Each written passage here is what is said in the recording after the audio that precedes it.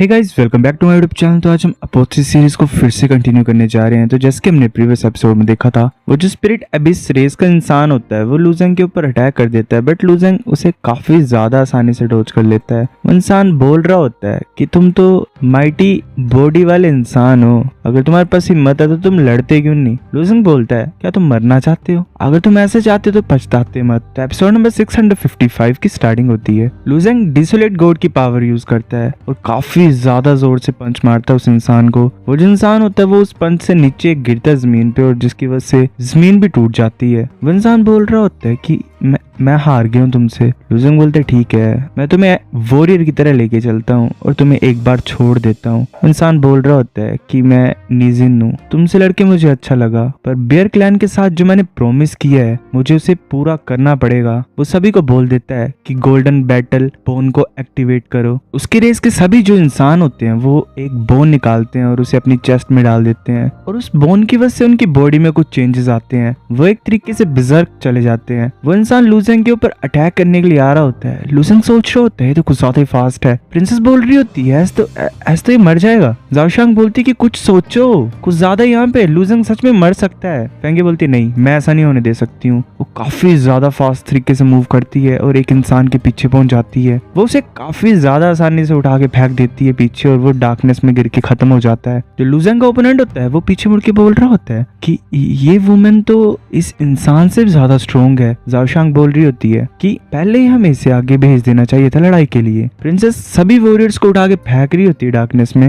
वो last warrior के पास पहुंच जाती है। वो वॉरियर डर के बोल रहा होता है कि इंतजार करो, मुझे मत फेंको। गोल्डन बैटल बोन को यूज करने के बाद जो मेरी जिंदगी है वो तो आगे काफी ज्यादा थोड़ी बची हुई है। फेंगे बोलती है, किससे पता तुम सच बोल रहे हो कि झूठ बोल रहे हो। वो ऐसे अटैक करने लगी होती है, तभी वो जो वॉरियर होता है वहीं पे ऐसे ही स्मोक में बदल जाता है और उड़ जाता है वहां से। सिर्फ वो बोन ही रह जाती है नीचे। प्रिंसेस बोलती है, इतना ज्यादा टाइम, मतलब एक कुछ सेकंड की जो बात कर रहा था वो इतनी ज्यादा जल्दी बीत गई। लूजेंग बोल रहा होता है कि इतनी ज्यादा जल्दी तुमने कंप्लीट कर लिया, काफी ज्यादा अच्छी बात है फेंगे। अब मुझे नेक्स्ट सिविलाइजेशन आर्टिफैक्ट के साथ मर्ज करना है अपने आप को, तुम वेट करोगे मेरा? प्रिंसेस बोल रही होती है कि ठीक है। फिर हमें आधे घंटे के बाद का सीन दिखाया जाता है। जाओशांग और प्रिंसेस साथ में खड़े होते हैं। लूजेंग साउल कैंडल के पास होता है। जाओशांग बोल रही होती है कि सिविलाइजेशन आर्टिफैक्ट, मैंने सुना है कि डार्क रीजन के आर्टिफैक्ट्स के साथ अगर तुम्हें मर्ज करना है तो वो काफी ज्यादा चैलेंजिंग होता है, मतलब काफी ज्यादा उसमें मेहनत लगती है। लूजेंग ने वो सिविलाइजेशन आर्टिफैक्ट अपने हाथ में पकड़ा होता है और वो बोल रहा होता है कि मैं पहले ट्रू मीनिंग ऑफ नेचर को यूज करके देखता हूँ, इससे शायद काम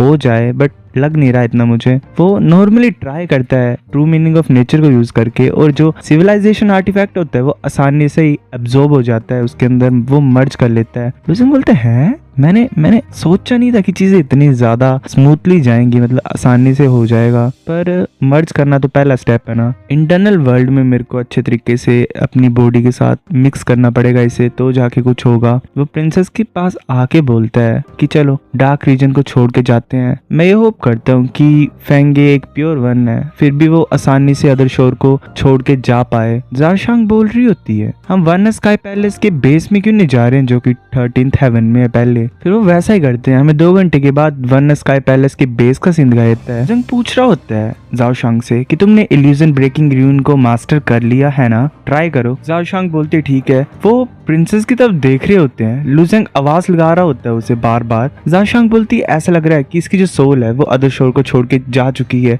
बट ये एक प्योर वन है तो इसकी बॉडी यहीं पे रुकेगी। लूजेंग बोल रहा होता है कि इसकी बॉडी को यहाँ पे छोड़ना सेफ है, चलो हम भी जाते हैं। वो वैसे ही करते हैं। हमें प्रिंसेस दिखाई देती है एक्चुअल वर्ल्ड में, उसकी मदर हक कर लेती है उसे और बोल रही होती है कि तुम फाइनली जाग गए। फेंगे बोल रही होती है कि बेटी कौन हो तुम? एम्प्रेस काफी ज्यादा हैरान होकर बोल रही होती है, क्या तुम अपनी मदर को नहीं पहचान पा रहे हो? लूजेंग बोलता है कि प्लीज आप शांत रहो। वो सारी सिचुएशन बता देता है एम्प्रेस को। फिर हमें कुछ टाइम के बाद का सीन दिखाया जाता है। लूजेंग ऐसे कंप्लीट स्टोरी बता देता है और फिर बोलता है कि ऐसे ही प्रिंसेस प्योर वन बन गई। एम्प्रेस बोल रही होती है, ऐसा लग रहा है जब मैंने हुई उनको खत्म कर दिया था तो इसकी जो सोल है वो फेंगे के अंदर छुप गई, और फेंगे की मेमोरी सोल के साथ मेमोरी फ्लेम के साथ वो मिक्स हो गई। मुझे लगता है एक तरीका है इसकी मेमोरीज को वापस रिस्टोर करने का, पर कुछ टाइम लग जाएगा। वेल, तुमने काफी कुछ किया हमारे लिए, तो जो रिवॉर्ड मैंने प्रॉमिस किया था मैं जल्दी वो तुम्हें दे दूंगी। लुजेंग बोल रहा था शुक्रिया एम्प्रेस, मैं अब हर्ट फ्लो स्पोर्ट्स एक्ट में जाता हूँ। तब प्रिंसेस लुजेंग के पास आके बोल रही होती है कि हस्बैंड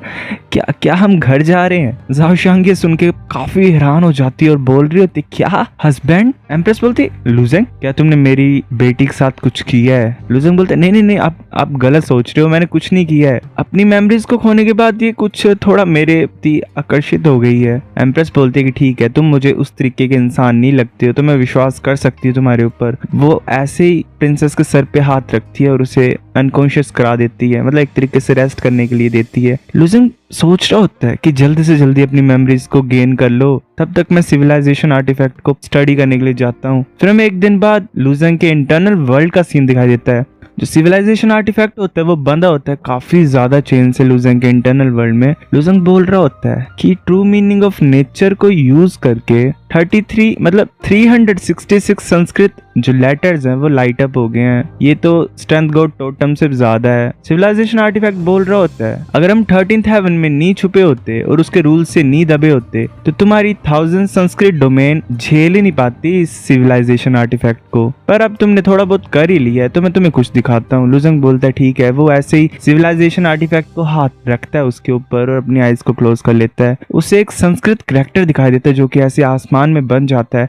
लुजेंग बोल रहा था ये संस्कृत कैरेक्टर। सिविलाइजेशन आर्टिफैक्ट बोल रहा होता है कि हाँ ये ऐसा संस्कृत कैरेक्टर है जिसका मीनिंग निकालना नहीं गया अभी। लुजेंग बोलता है कि इसका पर्पस क्या है। सिविलाइजेशन आर्टिफैक्ट की जो सोल होती है वो बोल रही होती है कि ये यूनिफिकेशन में जो होती हैं गलतियां उसे दिखाता है। ये 3000 डिवाइन डाउ से भी एक एक्स्ट्रा डिवाइन डाउ है। लुजेंग बोल रहा होता है कि 3000 ही होते हैं, ये 3001 कहाँ से आ गया। नंबर बोलता है कि वेल मैं भी पहली बार सुन रहा हूँ इस चीज को। अगर मास्टर होते तो वो भी काफी ज्यादा हैरान होते इस एनर्जी को देख के जो कि इस रेड संस्कृत से आ रही है। आर्टिफैक्ट की सोल बोल रही होती है कि तुम्हें समझने की कोई जरूरत नहीं है इसे, तुम्हें सिर्फ इसकी एनर्जी चाहिए। हम इसे ब्लड एसेंस डिवाइन डाउ बोलते हैं। लुजेंग बोलते मैं श्योर नहीं हूँ अगर ये भी मतलब ये डिवाइन डाउ है क्या। अगर ये डिवाइन डाउ होता तो यूनिफिकेशन जो है ग्रेट डाउ की वो इनकम्प्लीट नहीं रहती। सोल बोल रही होती है कि 3 फ्लोज है, मतलब 3 गलतियां हैं और बाकी के जो 2 हैं वो भी डिवाइन डाउज हैं। हमें दूर लूनियान दिखाई देता है, वो देख रहा होता है दूर से संस्कृत को। वो बोल रहा हो क्या ये संस्कृत नहीं है, फादर इस संस्कृत को कहां से लाए, मेरे को इसे रीड करना पड़ेगा। तो गाइस ये एपिसोड इतना था, अब नेक्स्ट लाता हूँ किसी में। तब तक के लिए आप लाइक कर दो इस वीडियो पे। मिलते हैं आपसे, बाय।